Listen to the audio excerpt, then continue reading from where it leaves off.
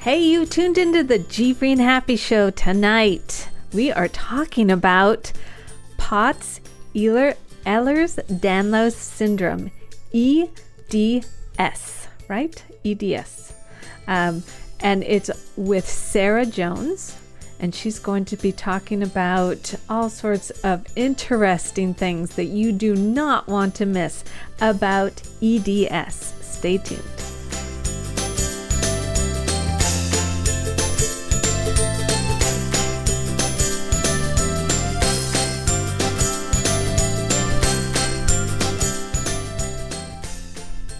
Hey, you've tuned into the G Free and Happy Show that happens every Monday night at 7 p.m. Pacific, 10 p.m. Eastern. I'm your host, Kathy, and I have been G Free and Happy for 5 years and counting. Tonight, my special guest, I have to say a very special guest tonight. It is Sarah, and you have so many names, Sarah. Sarah Jones is what I have. She's going to be talking to us about EDS, which is Ehlers-Danlos syndrome. Have you ever heard of it? I never heard of it until I talked to her. And the reason why I got to talk to her was she contacted me after seeing a show I did, I think last month, with Taylor and his girlfriend Brianne, who had POTS. Well, she also has POTS and a few other things. So she's going to be telling about her unique story and how she contacted some of this through being a Marine in the Marine Corps a couple years ago. So we'll be talking to her in just a few minutes. But first, episode 60, I think it's 68, of the G Free and Happy Show is brought to you by mesadevita.com. Menus by Mesa DeVita help you bring more life to your table. Chef-designed gluten-free recipes, menus, and online cooking classes to help you save time, save money, and make you healthy kitchen rock star. I've used many of Chef Kirsten's recipes, and I'm thrilled she is sponsoring all my April shows. So thank you, Chef Kirsten, and everybody check out mesadevita.com.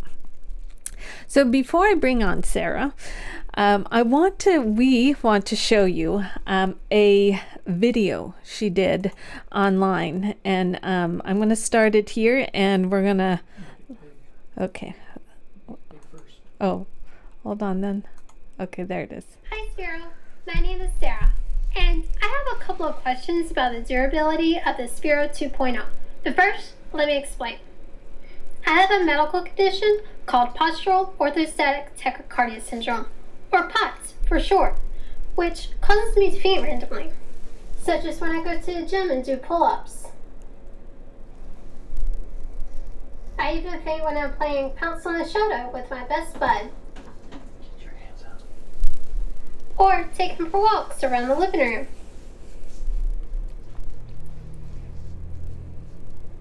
I am housebound most of the time due to POTS and other associated medical conditions, which means that I get bored a lot.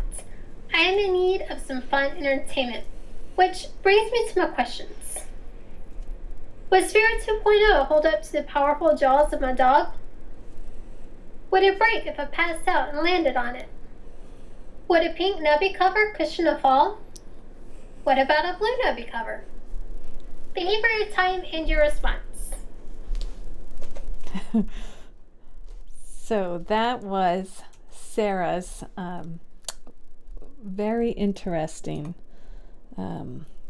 video on what she's asking. In fact, let's get her on so we can talk to her about what the heck you were asking on this video. Hi, Sarah. Welcome to the G Free and Happy Show. Hi, thank you, and thank you for having me today. Oh, when I saw that, when I heard and saw your story, I just had to have you on. I had never heard of what you're going through, and it's really something that I think everybody should know about. So first off, the video, were you asking questions about how they can help you? Yeah, so Spiro is a robotic ball that you can use and play with using your iPad or your iPhone or your Android device. So it's kind of like a remote control car, except for the ball. It can go in water and it can do all kinds of stunts, like you can build ramps for it and jump ramps and stuff. And actually my husband's best friend from high school. He does all the video work for Zero. So we're actually in a spirit commercial ad type of thing with them. Really? Yeah, so that's pretty cool. So I figured that maybe I could spread some POTS awareness by writing, or rather doing a video asking Sphere questions about the durability of the ball.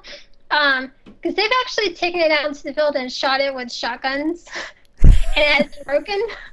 So Yeah, that'll test it. yeah, so I thought it'd be humorous if I said, what if I fell on it, would it break, and stuff like that. And Nubby covers, little soft covers that give the ball more traction on the ground. So All right. yes. Well, that was humorous then. Yeah. But really, the seriousness of the fainting. Right. I had talked to Taylor and Brienne about POTS last month, and you contacted me after that because you felt a connection to them. But I also wanted to have you on tonight because you have this unique story, and I want you to tell us tonight about it. And if anybody has questions, I know there's been a couple inquiries about you being on my show already. So Okay. let's talk about what's going on with you. First off, tell us a little bit about yourself. Okay, well, I'm 28 years old. Most people think I'm still a teenager. I'm only about 5'1" and I weigh about 92 pounds. I've never been able to gain weight ever. And now I know why, but it took a long time to discover the reason why I'm the way I am. I've always been a very on-the-go type of person, very energetic, and kind of like a type A person, I guess you could say. I knew from an early age that I wanted to go into the military. That was my dream. When all the other little girls wanted to be princesses, I wanted to wear a uniform. So as soon as I turned 18, I joined the Marine Corps because that's the most hardcore branch, of course. And so it seemed to fit me really well. And I did awesome all the way until August 2nd, 2004, and that's when I started fainting completely out of nowhere. When you were training and when you were in Yep. the When I Marine. was right, I had finished boot camp, and I'd actually excelled really well in boot camp. I was variously promoted out.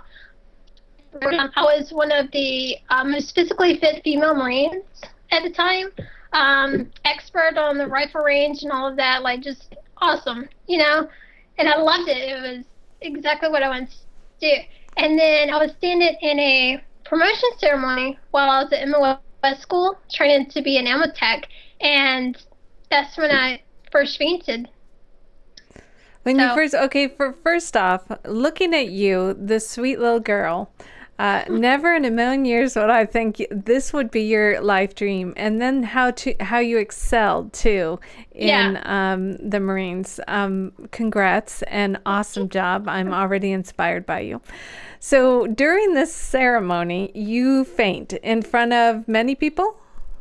Yes, I was in a formation of, I think it was about 60 Marines all together that day. So, yeah, I was in the front row as a squad leader, and like I was going to throw up, maybe, and I felt really hot and had a really bad headache, and I was sweating, which I hardly ever sweat before, so that was really unusual because I had sweat actually pouring on my body. And I kept just hoping that our major would call us to fall out. He was very long-winded. But anyway, and literally seconds before he gave us the command to fall out, I actually fell out. So, I mean, it's not funny at all, but yeah. Okay, good one. Yes. So many jokes could be made from that, So when I came to, like, all of the other Marines were all around me, and they were trying to pick me up, and then I passed out again. So Okay, this little itty bitty girl, yes, all these Right. Marines are trying to pick you up, and then you Yes. faint again. And Okay. so the next time that I come to, my platoon sergeant is carrying me indoors. He's got me cradled, like he's a superhero or something, taking me indoors to the air-conditioned building. That way I could cool off. And they figured that we had just got done running or doing PT. PT means physical training. So what that really meant is that we went for a little run around base. So we ran several miles that morning. Oh, So, okay. so they thought that maybe I was dehydrated. We hadn't been thrown a shot yet, so they thought maybe low blood sugar, or maybe I had blocked my knees out. So I didn't go to medical that day. I didn't do anything at all. I just Did you get to enjoy your ceremony? You worked so hard? oh no, actually it was other Marines being promoted. I Oh, had just been promoted a couple of months before. okay. Of So course you did. Yes. yeah. All right. Yeah, so those are the Marines that hadn't been promoted yet. Okay. So yeah, so for the rest of that day I was completely fine. And then a few days later, while I was at the gym doing lap pull downs, after I stood up after doing the lap pull downs, my gunner sergeant said, "Hey, Devil Dog, are you okay?" And I snapped to parade rest and I was like, "Yes, Gunny." And then I passed out. So that time they called the ambulance to come get me, and that was the first time that I went to doctor about it. And then after that, every time that I went running or tried to do any type of PT, I was passing out. And I was passing out in more formations and whatnot. It got to the point that I was passing out every time I took a hot shower. Even just getting out of bed, I would pass out. So pretty much anything that I did, I would just lose consciousness. Um, All right. So first off, okay, the name that he called you, yes, what was that? Devil Dog. Devil Dog, and why? Yeah. Oh, that's what the Marines are called. Nickname given to us by the Germans. Oh, Because when they saw the Marines coming towards, they were like, hey, those are like devil dogs coming. So, and also leathernecks. We also are called leathernecks as well. well, that was very. I mean, you're my GI Jane right there. Oh, thank Okay. you. All right. So you're fainting all the time here, and Yes, you're in the Marines. I'm in the Marine Corps. I'm still doing all the training just like all the other Marines. So I'm seriously going out on runs. I'm passing out during the runs, getting my legs all scraped up on asphalt, and getting back up and continuing to run. Um, Okay. so Wow. All right. So I'm, how long did this go on? um, it went on for a year before I got diagnosed, and Wow. actually, um, for the first few months, nobody believed that I was really fainting. They thought that I was faking it, or that I was doing it to myself by keeping myself dehydrated. And some of the doctors even said that it was all in my head.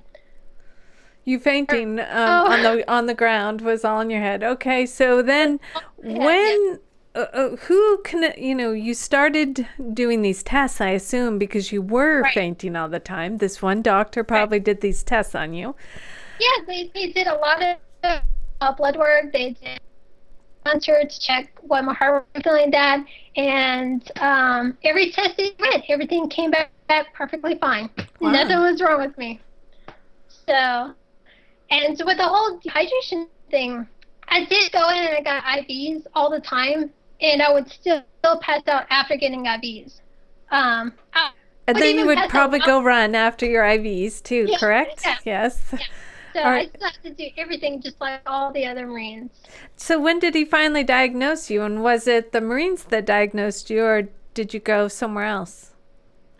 So what ended up happening is after MOS school, I graduated, and then I went to Camp Lejeune for my first duty station. And at first, they weren't sure if I was telling the truth or not, but they quickly figured out that I wasn't one of those Marines that was trying to get out. They knew that I wanted to be there. And one day when I was in the platoon commander's office, I fainted and I hit my head on his desk. And I moved the desk a couple inches with just my head. And they said that since I didn't move, they knew that I wasn't faking it.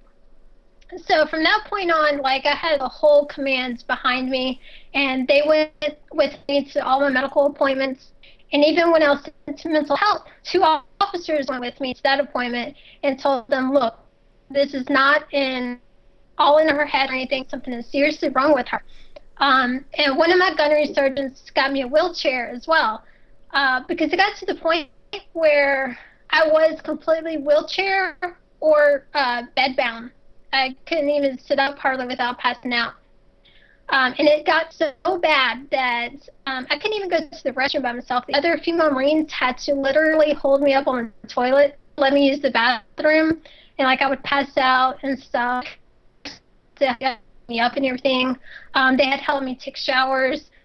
Like they had to help feed me, everything. So at that point, I was sent to the National Naval Medical Center in Bethesda, Maryland.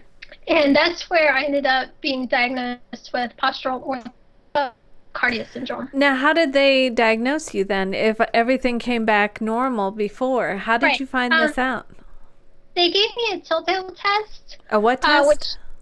A tilt table test. Oh. They strapped me to a board and they lifted it up, and so I couldn't move or anything. And they hooked up monitors to see what my heart rate was doing and my blood pressure. And my heart rate ended up getting, I think, up to 156 beats per minute, and then my blood pressure ended up being 36 over nothing when I passed out on the tilt table test.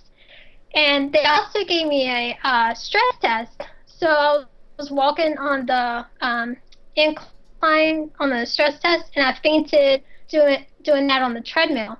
And a doctor actually caught me. So that's how they ended up diagnosing me with POTS. Okay, so wow. And then now you're getting medicine for POTS, right? I mean, people know how to treat POTS now. There's a lot of medications to help treat POTS, but unfortunately none of them worked for me. I took my Adrian, I took Florinef, Methadone. I ended up being allergic to Methadone, which was just a whole another story. I've tried the increase in the fluids, increase in salt, all the exercises they told me to do, lifting the elevation of my bed up to do tilt training, even in my. I've tried everything. The doctors have told me, right.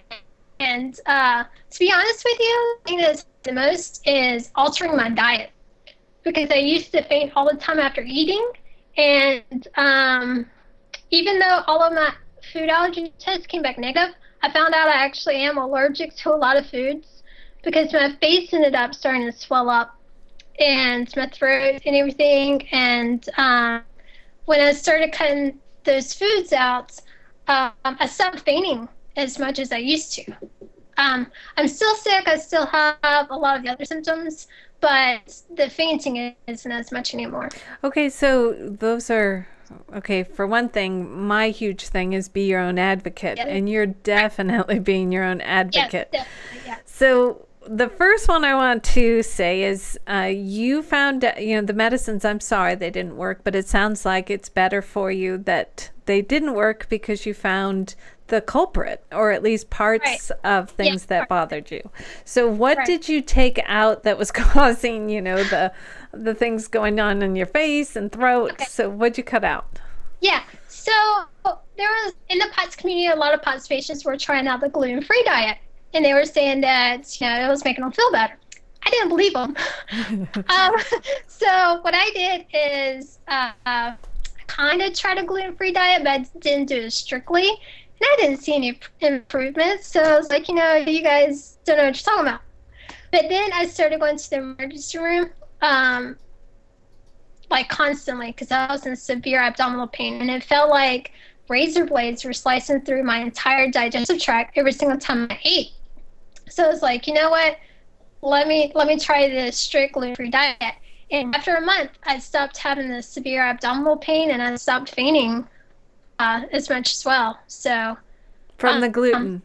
From the gluten, right.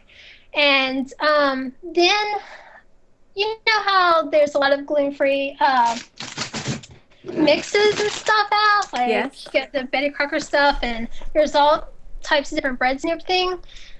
Well, I was eating those, and I was fine, but then I started getting sick again. So I had to go typical. back. Yes. So I had to go back to the food journaling, trying to figure out, what made me sick. And because of POTS, I was eating a bag of potatoes every single day, enough sodium. And I noticed every time I ate the chips, I was having the really bad abdominal pain again. So I decided to go ahead and cut chips out. It's better. Still getting sick with the gluten-free stuff now. Figured out a lot of these products gluten flour. Wait, you're breaking up a little bit, but what had it? I apologize.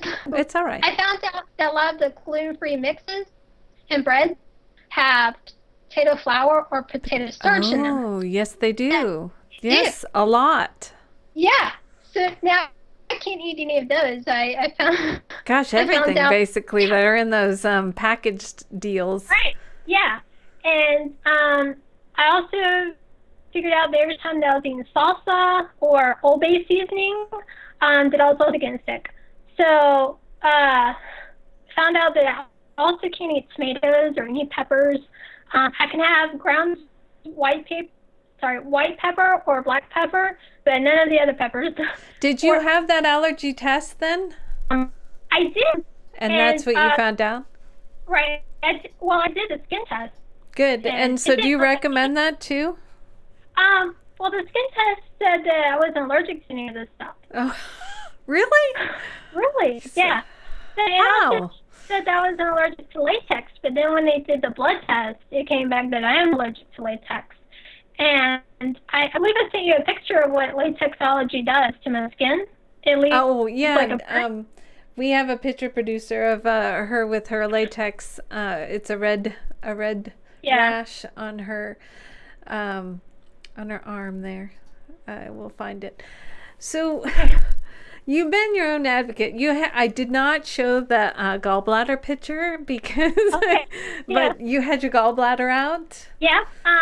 So I went to the doctor complaining of pain up in my chest for 6 years, and they told me it was just heartburn. The doctor told you it was heartburn? Yeah. Did he give you the Prilosec pills? Yeah. Hello, that's me. Yes. And I do have acid reflux, and I also have a lot of other stuff going on. But I know what reflux feels like, and that pain wasn't the same pain. So finally, I found a doctor who said, "Okay, well, let's check out your gallbladder." And when they did the test, they found out that my gallbladder wasn't working at all. And when the surgeon took my gallbladder out, he said that in a couple of weeks it was inside of me, which could have actually been fatal. I've heard that. Yeah. I have heard that where it would. Yes, there's been people that I know that have had that happen. So you've been your own advocate, basically. You're now how many years into this? August 2nd will be my 10-year anniversary. 10-year?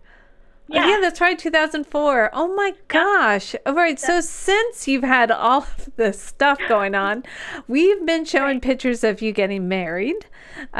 So tell us what you're up to now. Okay. Yeah, so first of all, dating with POTS can be really tricky. So I tried the online dating thing, and that's how I actually found my husband. And that's nice. Yeah. So he's actually a really good guy. And just a little bit of advice: if you're going to fall down all the time, make sure you marry a really strong guy. He's a strong man. He does strongman competitions, so he can pick me up and carry me all I need him to. It sounds like a perfect match, and that is very sweet. Right. Yes. And he's also going to school right now to be a physical therapist, which is great for Ehlers-Danlos syndrome. So. Yeah, one thing we did not talk about, and since you're married, and you also have a beautiful stepson, there's a picture of you, and I'll be showing that with you and your. I did want to bring up one thing about this EDS, the syndrome. It kind of. Why don't you tell us a little bit about what this is, real fast? Okay. Yeah, so Ehlers-Danlos syndrome is a rare tissue disorder, and there's several different types. I have type 3, which is the hypermobility type. And let me just go ahead and I'll demonstrate it for you. So Oh, wait, put it back. Put her, she's, there we are. Okay. Go ahead. Okay, so we are hypermobile, or what some people call double jointed, so we can do all kind of crazy things with our joints. Let me see, I'll show you this as well. Don't faint now. Okay, I won't. Can you see? Oh my goodness. She's got her hands behind her back, way up there. Okay. Yeah.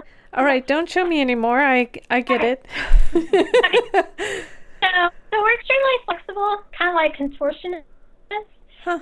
And all of my life, I thought it was completely normal because my dad can do it, my brother can do it, and apparently, POTS can also go along with Ehlers-Danlos syndrome. So I was born with it, and I think that the EDS made me more susceptible to getting POTS. And the doctors say that I probably got POTS from chemical exposure because of my job, which was to blow up grade 3 ammunition. So EDS, it comes with its own complications. So my joints actually sublux a lot, and I have osteoarthritis pretty much everywhere. So I'm always in pain from head to toe. And you're thinking, the doctor's thinking that it was from chemicals that went into your body. Yeah, and that caused the POTS. But the EDS, you were born with. Yeah. Good to know that. I mean, I didn't know how that those both played together, that you had them both at the same time. So now we know one you were born with in your family, and the other was caused pretty much by chemicals. Yeah. Now there is a thing that I thought was you're newly married. Wait, how many years? I got married in 2012. So it'll be 2 years. So and with this, with the POTS or the syndrome, you are not able to have kids. Actually, I'm not sure why I'm not able to have kids. It's really? still unexplained infertility. Yeah, I've been going to doctors for it. I actually started trying to get pregnant before I got married. So I've been trying for 3 years to get pregnant. And I started going to doctors about a year after we started trying. So, and I've had all sorts of tests done. He's had tests done, and we have no idea why I'm not able to get pregnant. Well, I hope you can, but I wanted to bring that up because that is something that might be caused by either the POTS or by the EDS. And I wish you lots of luck in finding out how that all goes. In fact, I'm going to have you on again because I want to know. But right now, what are you doing? Right now, I am just retired. So I try to find things to occupy my time on the days that I can do stuff. I go out and I live in Charleston, South Carolina. So I go kayak fishing and crabbing when I can.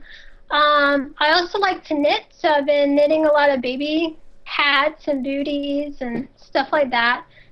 So, and I'm trying to create a web series about all of these medical conditions. So I'm starting to get into the film scene in Charleston, and I'm trying to come up with a whole group to do a whole show about it. I hope you do. And like I said, I'm going to have you on again and see how you're doing. And maybe we can talk a little more in depth about some of these things that you have. One thing I will say is I admire the heck out of you for doing what you've done. And you're very active with it. And tell your husband thank you for letting you stay up late because it's very late there tonight. Yeah.